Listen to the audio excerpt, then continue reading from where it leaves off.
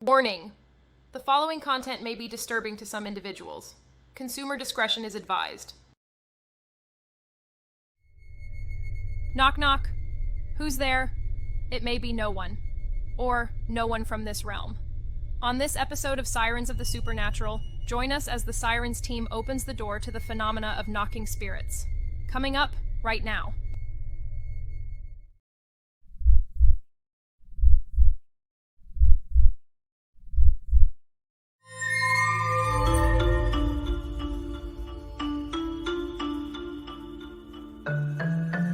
Sirens of the Supernatural. Well, hey out there. Hey, Ryan. How are you? Doing good, Rhonda. How are you guys? Doing good. Listeners, welcome. I know that you see we're missing part of our team. Lindsay is a little under the weather this week, but she'll be back next week to record with us. And we miss her. So hopefully she listens to this episode and can rest and get well and join us next week. So we have an interesting topic. I think it's been a fun topic to kind of research. Don't you, Ryan? Oh yeah, it's been interesting. There's a lot of folklore and a lot of stories and things that's been passed down from generation to generation, and found a lot of interesting details about this. Yeah. Fun. Me too. And I was thinking as I was researching, it never occurred to me that there were people out there who'd never heard of a knocking spirit, because as we grew up, we heard about knocking spirits from our grandma, great grandmas, and so it was just something that we kind of always knew about. I never experienced it, but I remember them telling stories about it, about knocking spirits and communicating with those who had passed on. Um, and when I started doing research about knocking spirits, I went down a little side trail about the traditions about knocking on wood. You know how when you say something and, oh, I better knock on wood, and you find the nearest thing made out of wood to knock on.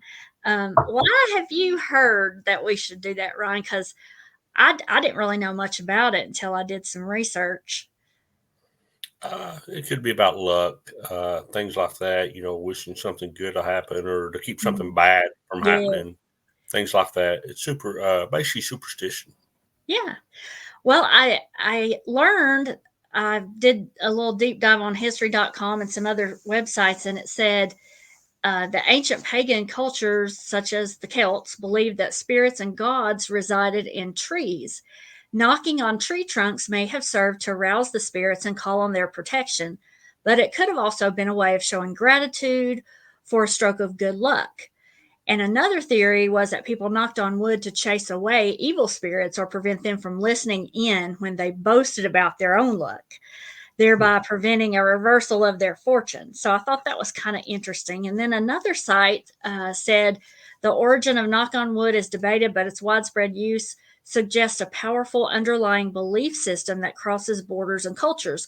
It's not limited to English speaking countries, and common use of this expression can be found in virtually every part of the globe, including Europe, Egypt, Latin America, the US, and the Middle East. There are versions of knock on wood in no less than a dozen languages. And so I thought, well, that's kind of interesting. And I wondered, well, how did we get from that notion that knocking on wood was for luck or to scare away evil spirits to the phenomena of knocking spirits? And so I searched knocking spirits on TikTok. Now, I don't know if you've ever done this, but it was fun. There were tons of video clips that came up when I searched this, and some of them were really creepy too. And I also, of course, I did the TikTok search, I did the Google search, and I found there were tons of stories out there about this phenomena. And there are a lot of people talking about their encounters out there, knocks with no apparent cause, or spirits that communicate with humans by knocking. And I came across this thing about the death knocks, hearing three knocks on a door, a window, or a wall is common is a common superstition in some cultures, and it means that death could be imminent for someone in the household, or it can mean the spirits are trying to send you a message. Knocking on wood yourself, is related ritual to protect yourself. But some of the superstitions were saying that hearing three knocks may be a warning from the spirit world of something negative that's going to happen in the future, like 3 days, 3 weeks, or 3 months from when you first heard the knocking. There were just a lot of different things that I found. I'm sure you found a lot of stuff too when you were researching it. Um, and there were some of the TikTok videos where they were talking about hearing. There were some that talked about hearing knocks at their door, going, "There's no one at the door." But then there were others that were hearing the knocking from inside their house. This one guy kept hearing like it was, you would have thought someone was standing in his closet just banging at the door. And he had a camera, and he'd go over and he'd throw the door open, nothing was there. And it was because you could see the door moving from the inside. And he was really scared. But now I don't know, some of those could be doctored or whatever. But there's got to be like something to it. Some people think that if you hear banging or knocking sounds from inside your home without a reason, that might be a ghost or a spirit trying to get your attention. And in more religious circles, I found this interesting. Some give the number or the reason for the number of three knocks, meaning that an evil spirit may knock or pound on a wall or surface 3 times as a sign of disrespect to the Holy Trinity, the Father, Son, and Holy Spirit. And then I thought, well, we've always heard about knocking spirits in the Appalachians. I wonder how that came to be. So, in the Appalachians, there's a few stories that helps tie all that together. And one of the stories that was circulating around the Appalachian communities was about an old witch who lived in a rundown house in a wooded hollow, and she could predict the future using a plank of wood, which is so weird. She spent most of her time as a recluse, and it says she hid away in her centuries old house, but occasionally she would go out for walks and she would exchange gossip with the neighbors. She was often thought to be mysterious and would sometimes seem to know things before they happened, or things that were seemingly impossible for her to know, but she did her best to warn people anyway. So they kind of started trusting her a little bit, because she could warn them of stuff that was coming. And it was also rumored that the witch could communicate with ghosts, and some claimed to have seen her do this. She would put on a pot of coffee and pull out a wooden plank that was tucked away with her pots and pans, and everyone would gather around the kitchen table. And she would start talking to the spirits and guiding them closer before allowing her guests to ask questions. Now, this is where it's starting to sound more like what we heard about knocking spirits growing up, Ryan. Her only rule was that the questions people asked had to be able to be answered with a yes or no. And the spirits would start responding. And one knock on the wood, if they heard one knock on the wood, that would mean yes. And 2 knocks would mean no. And it was said that these late night knocking spirit sessions would always come true. And that's what I remember hearing, that it was 1 knock for yes and 2 knocks for no. And you had to ask the spirit questions, that they could, answer yes or no to.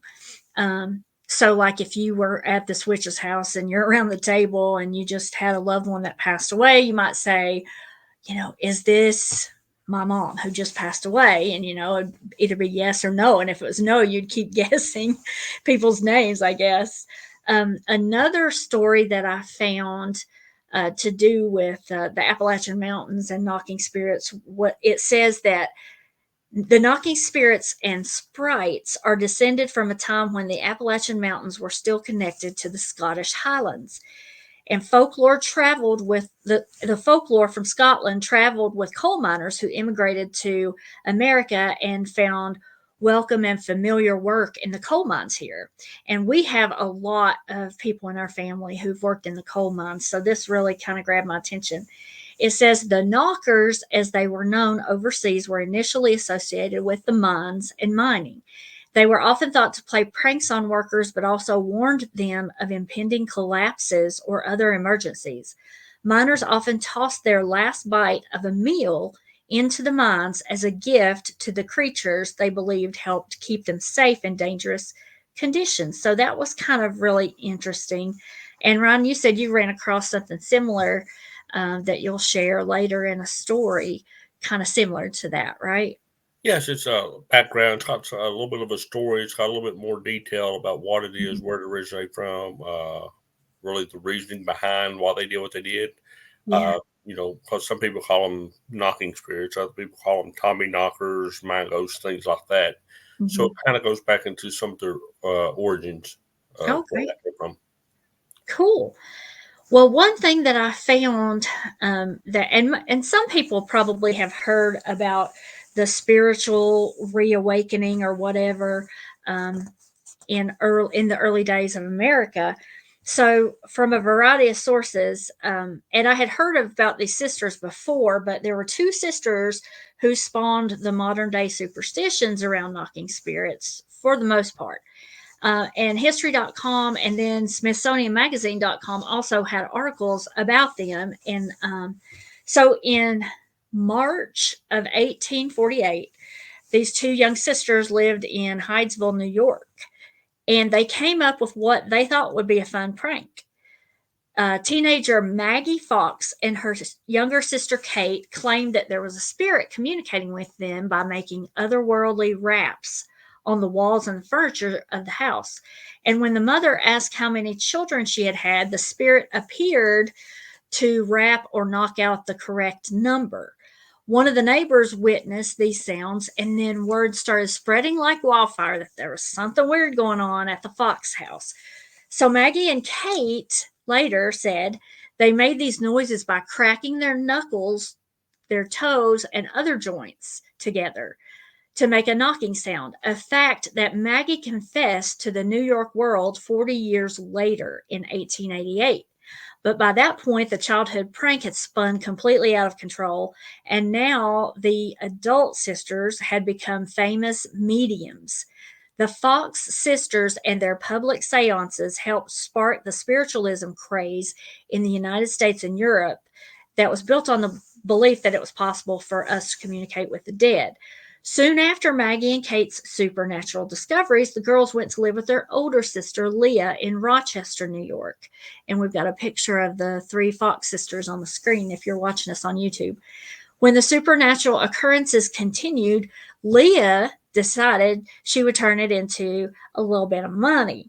So in November 1849, at Rochester's Corinthian Hall, Maggie and Kate demonstrated their powers to a paying crowd of nearly 400 people who had come to watch. Newspapers started reporting about the girls, and the sisters were soon holding public demonstrations in New York City. So they were moving on up. Plenty of people denounced them as fakes, and some correctly guessed that they were just cracking their joints, but many others believed that they were witnessing a true spiritual phenomenon. And so soon, a bunch of other people began to open their own shows where they claimed to be mediums who could communicate with the dead too. Maggie confessed, like I said, in 1888 that her and her sister's communication with the dead had all been a hoax, as well as her public demonstration of how she cracked her joints to make the noises. And that was big news among all these people that were interested in spiritualism. But it's not clear what motivated Maggie to confess that it had all been a hoax. At the New York Academy of Music, she publicly denounced spiritualism. It could have been that she got paid $1,500 for the exclusive story, or it could have been her devotion to her husband who had died, and his dying wish being that she abandoned spiritualism forever. So it could have been either reason, or it could have been just she had a guilty conscience. I don't know. So she was angry at her sister Leah and the other leading spiritualists of the day as they kept, promoting this hoax. And so she said, this is her words: my sister Katie and myself were very young children when this horrible deception began. At night, when we went to bed, we used to tie an apple on a string and move the string up and down, causing the apple to bump on the floor. Or we would drop the apple on the floor, making a strange noise every time it would rebound. The sisters graduated from apple dropping to manipulating their knuckles, joints, and toes to make the sounds. And Maggie explained, a great many people, when they hear the rapping, imagine at once that the spirits are there touching them. It's a very common delusion. Some very wealthy people came to see me some years ago when I lived on 42nd Street, and I did some rappings for them. I made the spirit knock on the chair, and one of the ladies cried out, I feel the spirit tapping me on the shoulder. Of course, that was pure imagination. And then Maggie said that I have been mainly instrumental in perpetuating this fraud of spiritualism upon a too confiding public. Many of you already know it is the greatest sorrow of my life. But then, a year later, she recanted that confession and said, oh, she just confessed because her spirit guides had begged her to do it. So, anyway, they became very famous, and that's when knocking spirits really gained worldwide fame and spiritualism as part of spiritualism and the spiritualism movement. So today, it's interesting to me that it's still popular, um, or more popular than ever. Like, all I had to do, I figured I wouldn't find anything on TikTok about knocking spirits. Um, but there's movies, there's TV paranormal shows, all like Ghost Hunters has done episodes about knocking spirits, and books have been written about it, and so it's still a thing. And I'm not sure what I believe now after the research, and so you're thinking, okay, we know this is a hoax, it's a fake because these girls did this. But then there's so many stories out there that you just can't explain away. Maggie and Kate weren't there popping their knuckles or their joints, and especially modern day stories. I heard a common thread was that, and this also, when we interviewed Ralph Sarchi and I got his book and I was reading it, he talks about this, like there being a progression, where first the spirit's trying to get your attention, right? It's gonna make noise, or move something or hide something, or and so that there's that common thread that it's first of all trying to get your attention, whether it's to warn you about something, whether it's just to scare you, I don't know what. But he talks about that too, and how it can progress, if you focus on it, and let it progress and don't put a stop to it, it can progress to the next level and the next level and the next level. So it's kind of interesting. It's interesting stuff. And I wonder too, I wish we had our grandmas that we could ask this stuff too, like where they heard about knocking spirits and what their beliefs about it were. Because I know even though they were godly Christian women, they were also really superstitious, very superstitious. So I don't know. I wish we had them around so that we could ask them, or that I would have known to ask them things like that when they were still with us, because they did hold to that belief that you could communicate with people after they had died. And I know that in the Bible, in the Old Testament, there is a story about King Saul, I think it was, and he went to a witch and he had her call up one of the prophets so he could ask his advice about something, and she did it. So I don't know. I know you found some stuff, Ron, so I'm going to let you talk and share your findings and your story with us, because I think it's all really interesting. I do. Yeah, and I'm just wondering how about a shape you had to be in to make your knuckles or joints crack loud enough for it to be a knock on the wall. I mean, did they have Mm-hmm. a microphone, or were they just, because to make a joint or something pop that loud Yeah. would have to be something in the first place. And then it goes to kind of think, okay, did the origination of these mystics, where you drive by these houses and you get your, your uh, thing read, or it tells your future, things like that. I wonder if that kind of originated from around that same time also, or was it already there? Yeah, Because I it don't kind of know. sounds like similar Mhm. tactics, right? Yeah, yeah. But so yeah, it's so crazy that every time we do one of these, it just opens another door and it leads you More down another questions. path. These rabbit holes are Yeah, everywhere. they Uh, are. yeah, but I'd run into some things that was interesting, and it kind of goes, we're both from the Appalachians, and this is actually from the AppalachianHistory.net. Uh, Cool.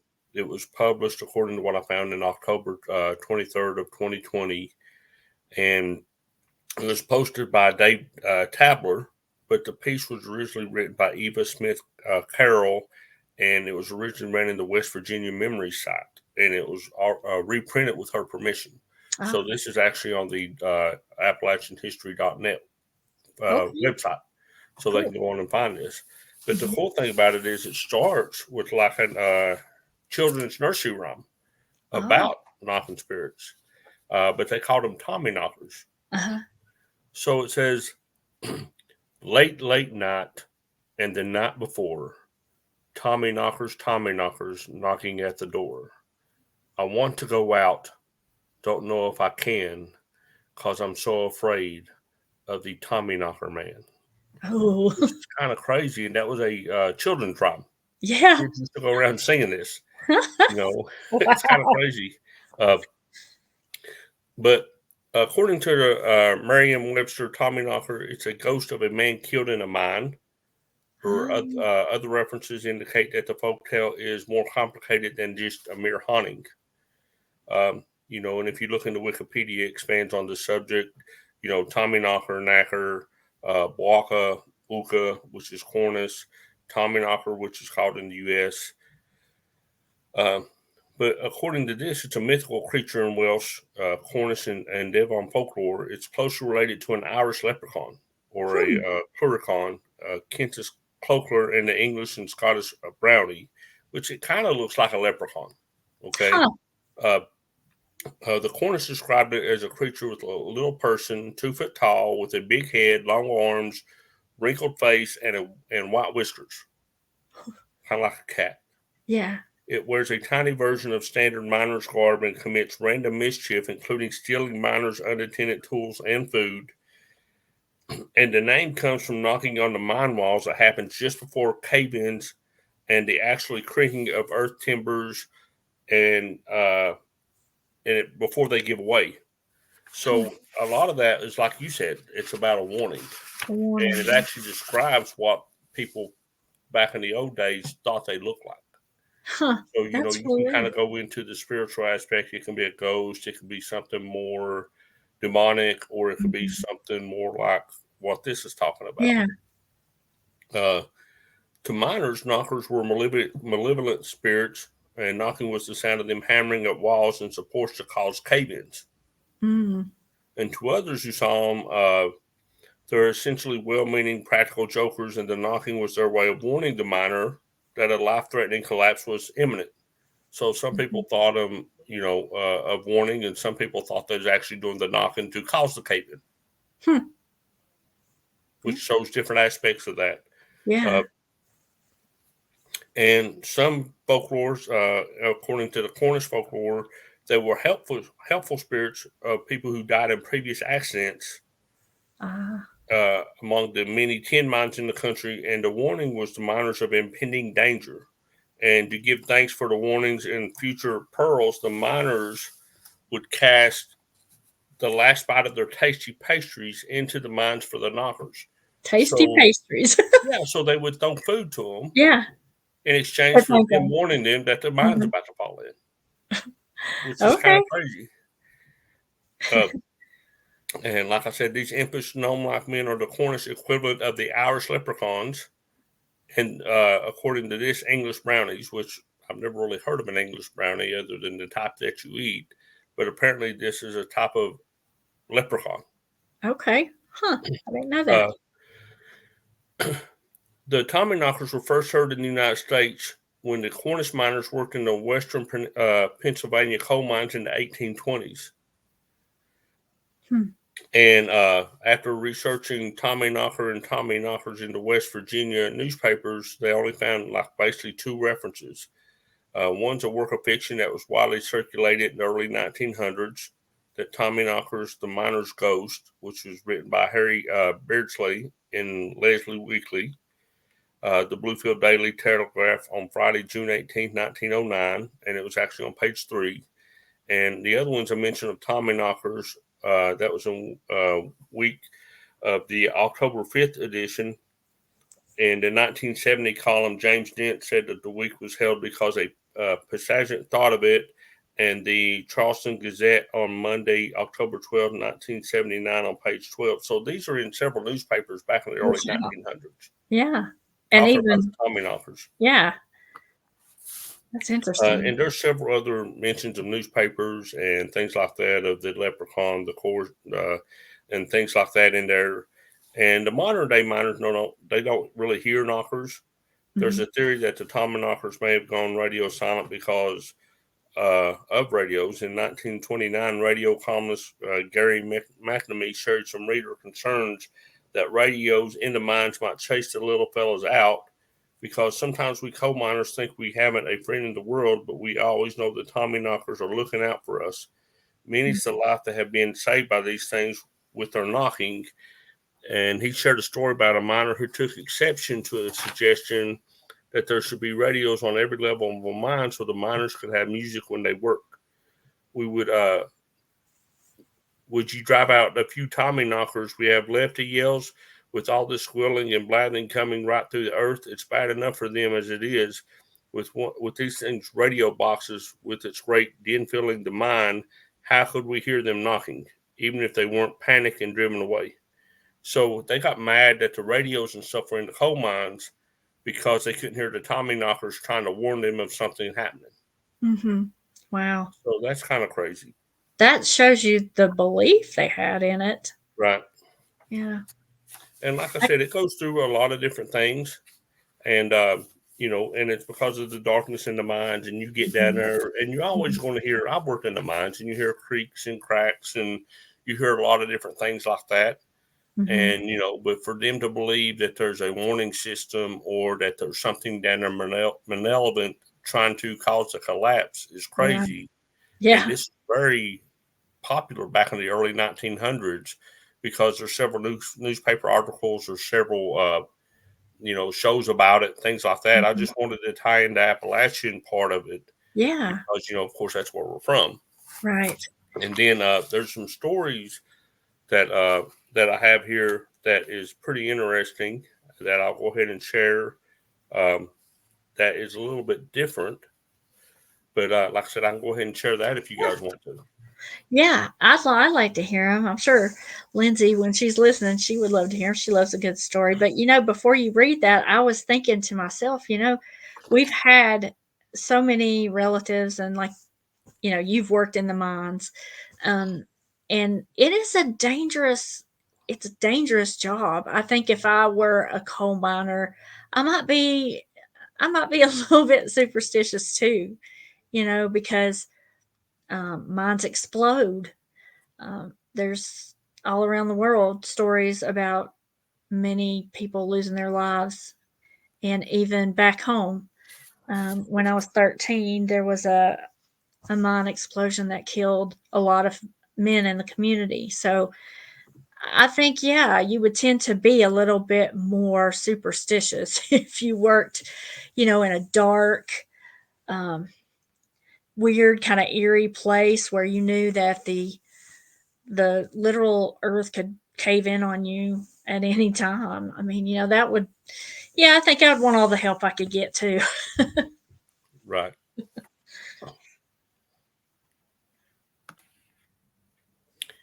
Yeah, and I've got a really cool reader story. It was actually copyrighted by Ninja Powered Assassin and edited by YorkoStories.com. And it's a really good story.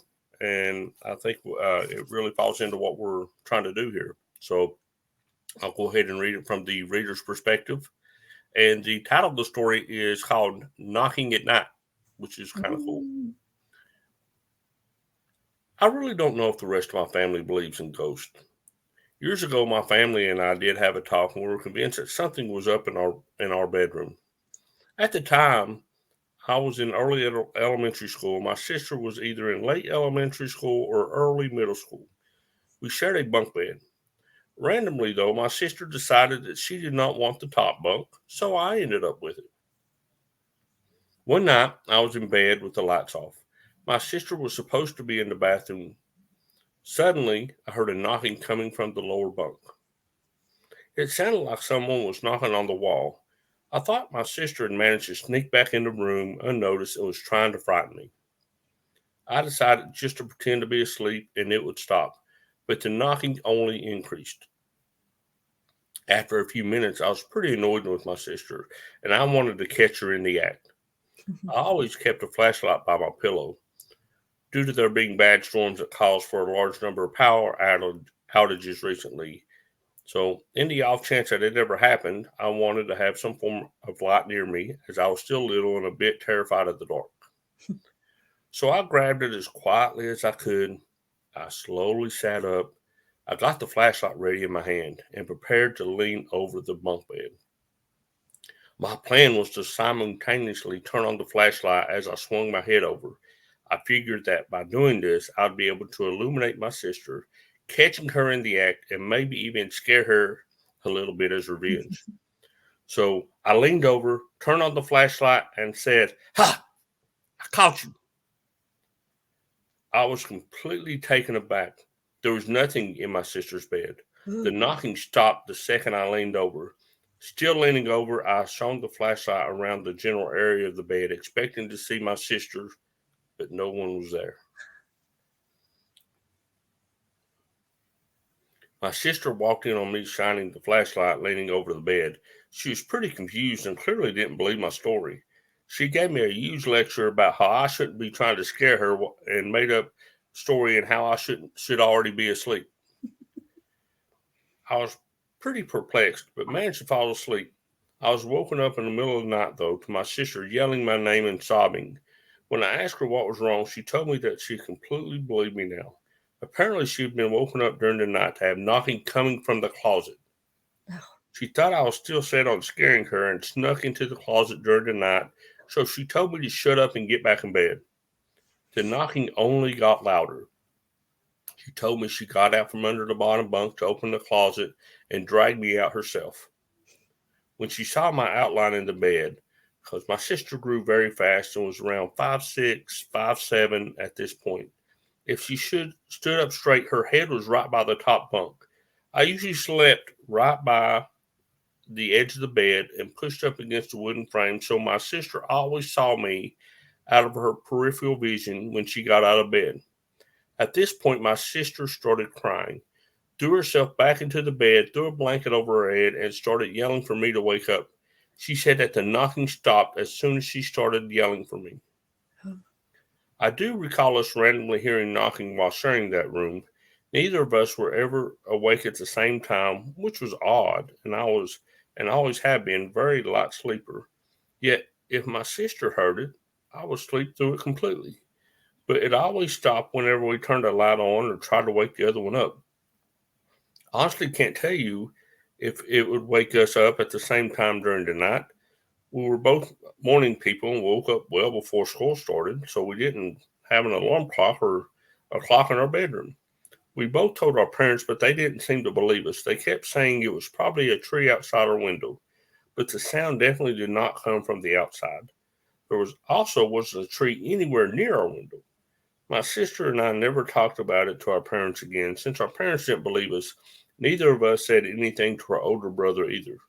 I can't say for sure if anything got moved around in our bedroom, because sometimes things weren't exactly the way we remembered placing them, but we either blamed the other for moving it or assumed we moved it and forgot. I'm not entirely sure if this related to what my sister and I heard, but a year or two after this happened, I remember waking up hearing my brother yelling for my parents. I went into his room and asked him what was wrong, but he just started crying and asked me to get our dad. I did this and went back to bed. I was later told that my brother heard knocking outside his window and voices. Although he could not make out what they said, he said everything stopped as soon as he heard me get up. My parents said he probably heard people outside on the street, but I never fully bought that. It wouldn't explain the knocking. Our rooms are all the way on the second floor, and I didn't hear any voices outside when I woke up. Not to mention, our street is never busy, and we never had people making noise on our street past 11. It seems pretty unlikely anyone would be out there making noise. My brothers refused to talk about the incident since it happened, so I have no idea what he thinks or feels about it. We would eventually renovate our house. I sleep in the same room but without my sister. The layout of the room is completely changed, though my closet is now where the bunk bed used to be, and I have a whiteboard where the closet used to be. I have heard the knocking since the renovations, though. There's been other things that's happened to that room ever since the renovations. For instance, my whiteboard always ends up crooked. No matter how many times we fix it, if I have any papers on it, they often flap as if my bedroom fan is on, even if it isn't. I also have to check the closet every night before I go to bed now, as I often feel a negative energy coming from the closet. And like I said, this ghost story is copyrighted by the Ninja Pirate Assassin, and it was edited by yourghoststories.com. So if you guys want to go anything, you guys can check that out also. But that's kind of a creepy story. I mean, I don't know how I'd feel if I was on the top bunk. We've all been in situations like this. You're like, oh, they're just trying to scare us. We want to get them back, Yeah. and you jump over and you look and there's nothing there, Yeah. and we all see the movies where there's something coming from the closet, Yeah. What is it about so the closet? yeah, Ugh. so this is kind of crazy. It's got a little bit of everything. It's got the knocking, it's got, on the walls from the closet to the window. And now they're even hearing voices and things are starting to move. So it kind of goes along with what you're saying. It's progressing into more and more. Yeah. Yeah. It's taken a while because it sounds like it's been a few years, but that's kind of scary. I don't know what I would feel like if I was a young kid experiencing that.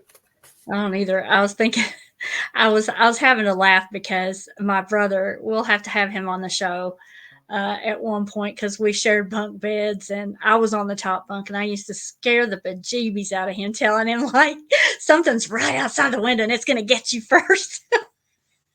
But anyway, yeah, I think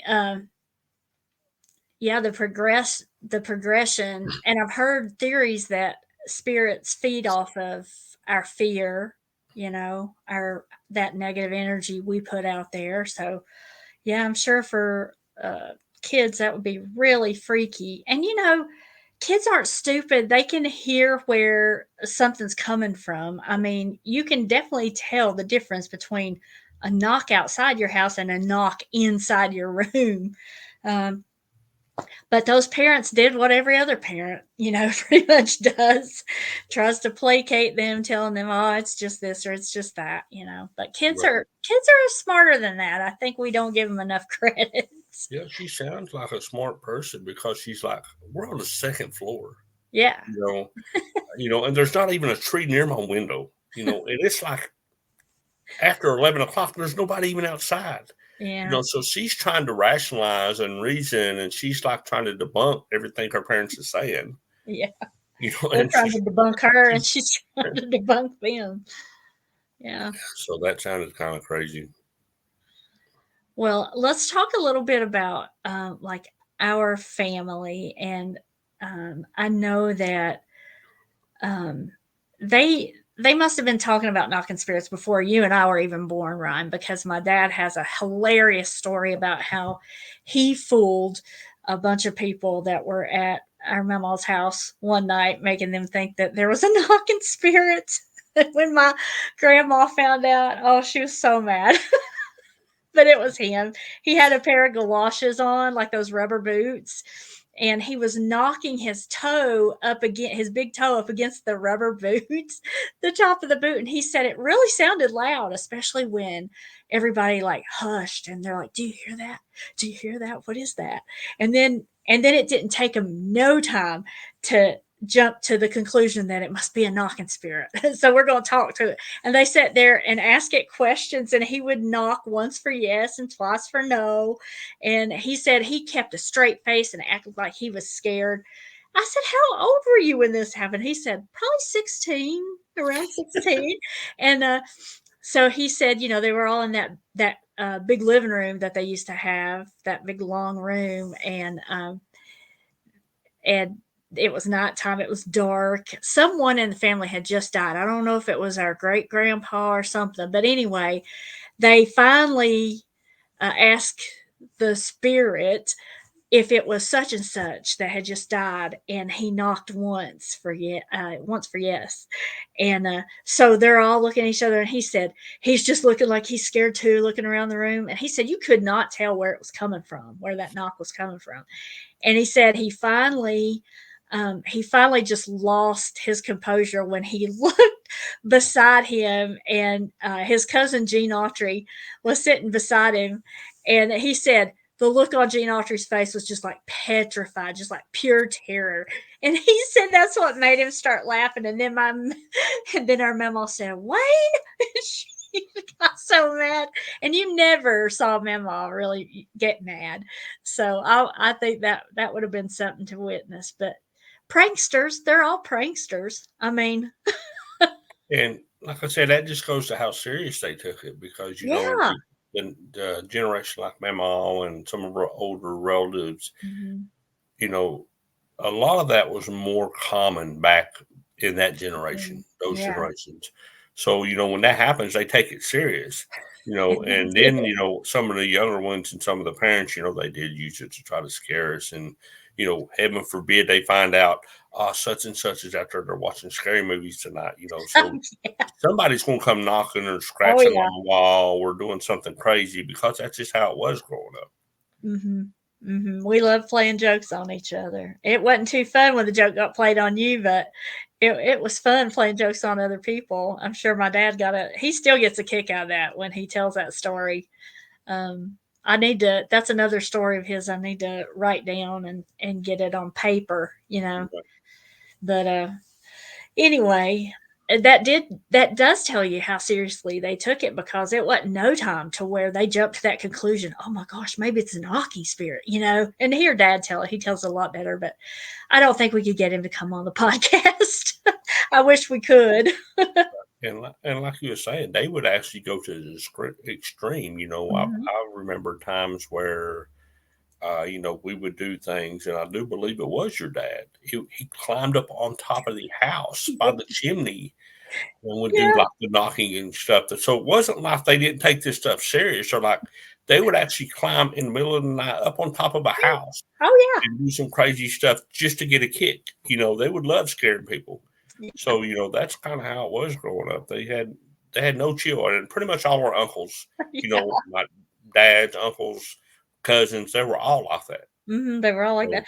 And it's no wonder we grew up to have a paranormal podcast. I mean, you know. So, yeah, good times, good times.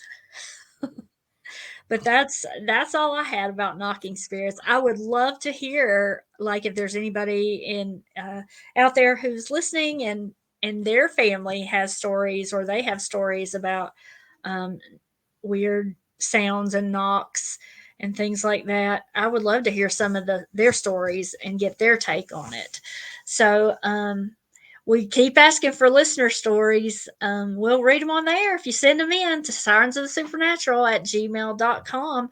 Or if you have questions or if you have like ideas of things we can cover on future episodes, we'd love to hear those. Um, and I'll let Ron tell you about our socials, and you can give us some love on our socials too. yeah, you can actually follow us on Sirens of the Supernatural on Facebook, YouTube, Instagram, most all Spotify, pretty much all your Mhm. social medias. And on TikTok, we're on Supernatural Sirens. So, like I said, don't forget to check us out on that. Go ahead and Mhm. subscribe, follow us, send in comments, send all your likes. Most of all, send us your stories, like Rhonda said, at sirens of the supernatural at gmail.com. We would Mhm. love to hear some of the reader stories. We would like to hear more of what you guys, grew up around, some of the stories that your parents had passed down Yeah. or your great grandparents, things like that. Because we like to get the word out. We like to get more people involved. And you Mhm. never know, and you can either do it anonymously if that's what you're worried about, or you can have your name Yeah. mentioned on the air. So this is something where, if you always had something to say, now's a good time. Mhm. And we don't think you're crazy because, this is a supernatural podcast. That's right. And, if you believe in Bigfoot, hey, so do I. So we're all good. There you go. And I want to just give a heads up. We've got some great episodes coming up.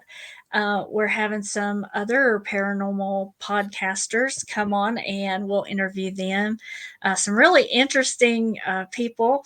We'll have a mortician who's been in the business for 40 years coming up on an episode pretty soon to tell us about some spooky things that he's experienced. And we're going to talk about UFOs and aliens for the first time with some popular authors from California.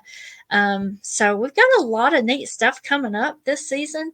So hang in there with us. And we really appreciate everybody that's taking the time out there to listen. We want to thank you. And as always, we want to leave you with our catchphrase, stay spooky. Thank you, guys. Bye.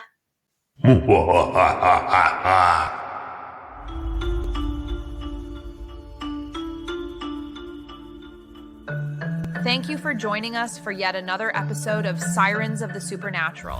Please be sure to join us each and every Friday at 7 p.m. Eastern Standard Time. The Sirens of the Supernatural Paranormal Podcast is a production of Monkey Shine Media and copyright 2024 Salt Learning and Technology. Until next time.